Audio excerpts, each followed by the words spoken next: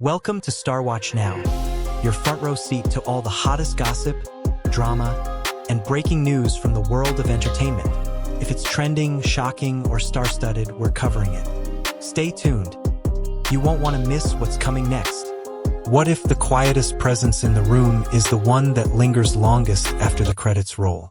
Yu Menglong's story begins softly.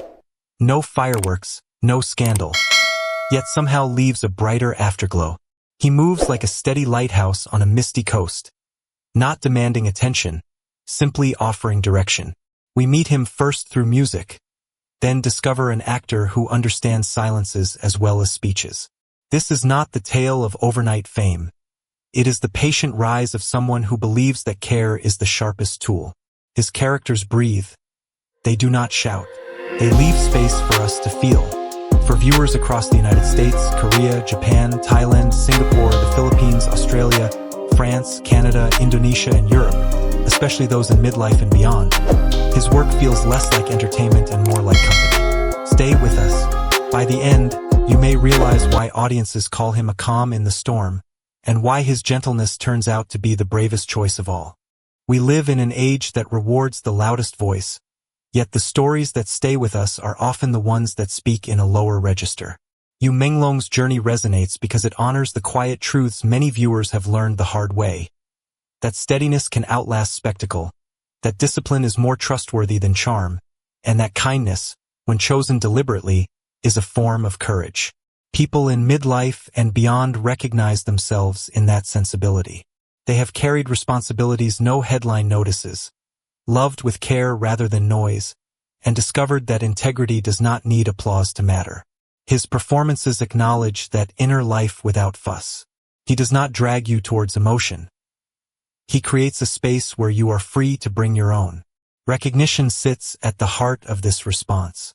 When a character meets disappointment with restraint, or hope with measured belief, we see familiar contours. The pause before a difficult truth, the softened gaze that forgives, the half-smile that means, I will try again. This is not sentimentality. It is adult feeling handled with respect. Viewers sense the craft beneath it, the breath taken before a line, the economy of gesture, the control of pace, and they read it as courtesy. He does not assume you need to be dazzled. He assumes you are capable of listening. Across cultures, that courtesy travels. Whether you come to the screen from Seoul or Seattle, Tokyo or Toulouse, Bangkok or Bristol, the fundamentals do not change. Generosity, loyalty, responsibility, and the hope that love can be both tender and wise.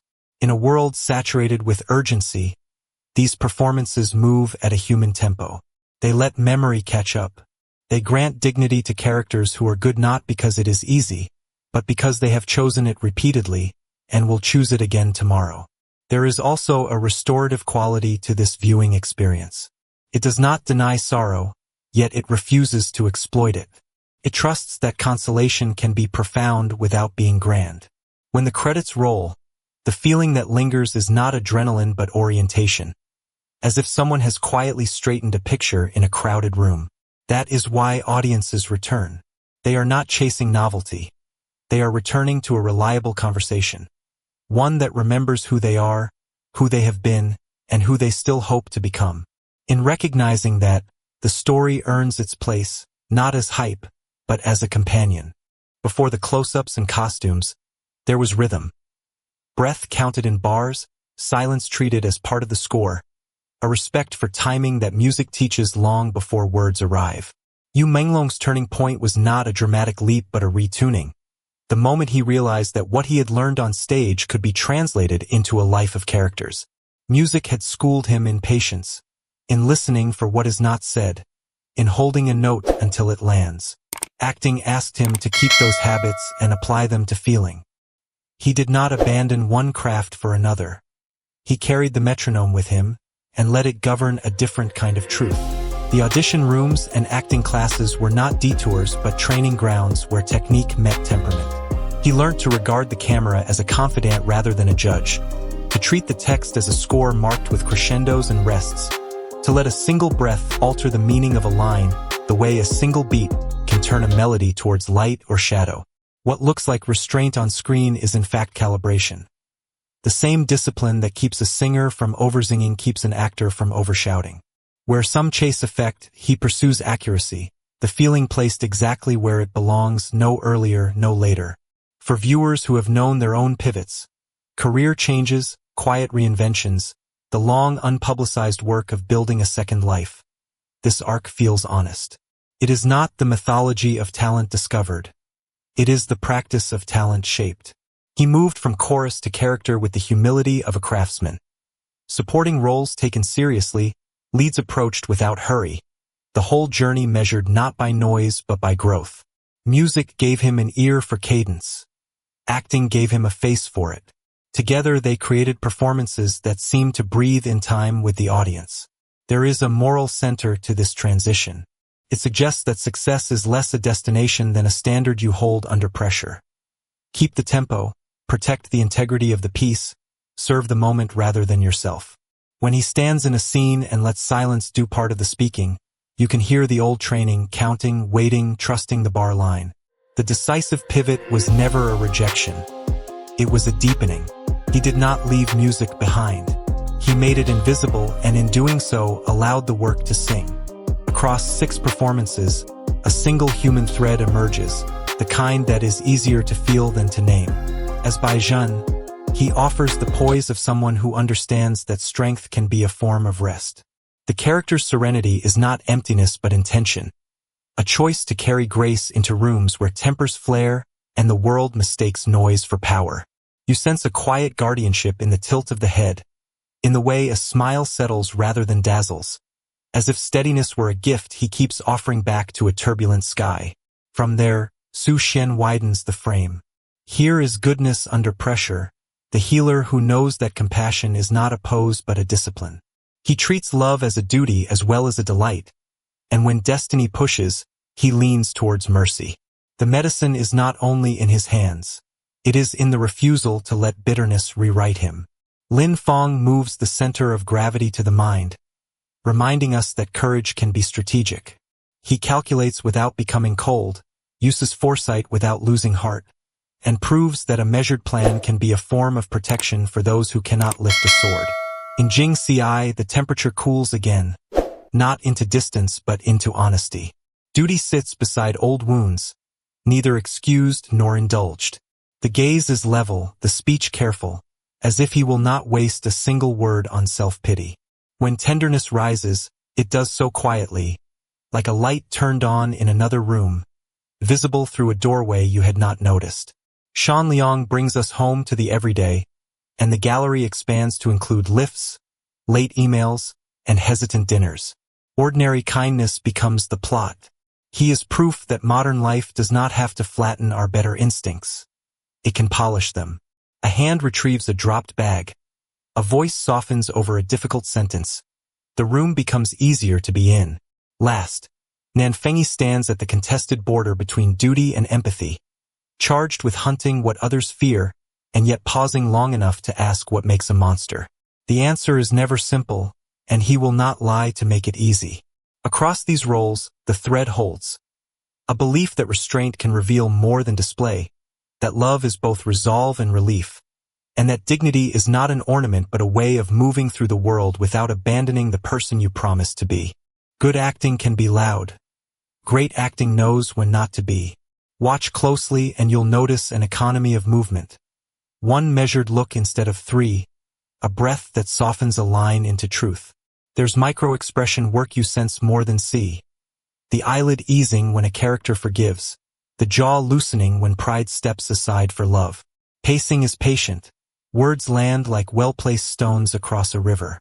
His background as a music video director shows in the respect for light and color, frames that hold the performance rather than distract from it. Nothing is wasted. Every choice is a quiet doorway into feeling. For the seasoned viewer, this is deeply satisfying. It treats you like a partner in the moment, not a spectator to be dazzled. And when the scene ends, something remains, a resonance that hums through the day, not because you were pushed to feel, but because you were invited to remember what feeling is. Let's make this experience personal, without clips or claims that strain fair use. First, a one-scene rewatch. We'll guide you to a brief moment you likely know, You bring your memory, we bring commentary, and together we'll spot the micro-expression you missed. Next, the Kindness Ledger. A weekly community prompt inviting your stories of quiet courage, small, real, and meaningful. We'll curate highlights with permission to celebrate shared humanity. Then, a soundtrack of stillness. Write safe music pairings that echo the moods of his characters. Strings for reflection, piano for hope, so you can carry the feeling into your day. Our acting postcards will compare two ways of delivering the same line, rational versus vulnerable, to demystify technique respectfully. Finally, the global map of comfort. Tell us which scene comforts you most and why. We'll place your note on a simple, elegant map, connecting viewers across the United States, Korea, Japan, Thailand, Singapore, the Philippines, Australia, France, Canada, Indonesia, and Europe. There is a point in life when you start valuing what lasts. Yu Menglong's appeal to mature audiences is not a puzzle. It is a promise. Integrity over spectacle. Stories about responsibility as well as romance. Emotions that do not need capital letters to be real. He plays people who choose to be decent when no one is watching. Men who hold the line, listen before they answer, and learn to carry love carefully. That translates across cultures with ease. In Seoul or Seattle, Tokyo or Toulouse, Bangkok or Bristol, the themes travel because the heart recognizes them. The aesthetic helps too. Warm tones, open frames, and dialogue that respects silence. If you prefer gentleness with backbone to bluster without aim, you will find a home here.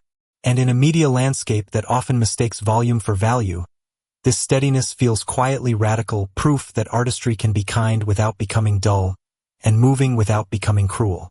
What endures is not the noise of a moment, but the light it leaves behind. Yu Menglong's legacy is already visible in the way viewers return to certain scenes on ordinary evenings, the way one look softens a hard day, or one line unlocks a memory you needed to revisit. The body of work spans fantasy, history, and modern life, yet keeps the same compass. Empathy, restraint, and a faith that people can be better without being perfect. That is why his performances age well. They are made of reliable materials, truthful choices, careful frames, humane rhythms. And the audience he keeps gathering is not a crowd chasing novelty. It is a community building a library of comfort. With each new role, the shelves grow. Not every book is loud. Some are treasured because they steady your hands while you read. That is the gift here, durability. A quiet star, still shining, because it points us gently towards our best selves. If this story gave you a moment of calm, a lift of hope, or simply the pleasure of being understood, we'd be honored to have you with us. Please subscribe to Star Watch now, tap the like button, and share this video with someone who prefers meaning over noise. Your support helps us craft respectful, uplifting features for a global audience. Across the United States, Korea, Japan, Thailand, Singapore, the Philippines, Australia, France, Canada, Indonesia, and Europe. Tell us in the comments. Which role steadied you most, and what scene would you revisit tonight? We read every note, and many of your thoughts inspire future episodes. Thank you for spending this time with us.